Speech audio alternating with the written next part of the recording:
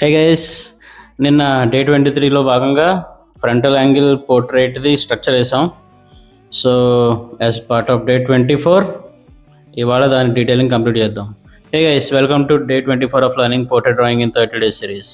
So late చేయకుండా ఇంక పని స్టార్ట్ చేద్దాం. ఇంకా మన దగ్గర టైం కూడా ఎక్కువ లేదు.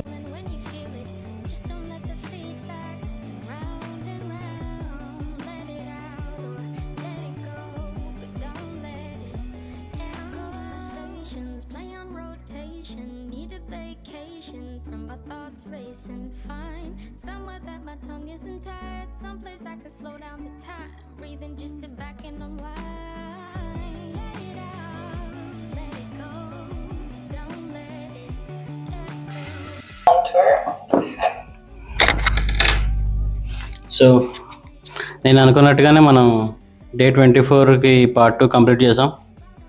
సో షేడింగ్ వేసిన తర్వాత పోర్ట్రేట్ ఎలా వచ్చిందో చూపిస్తాను, చూడండి.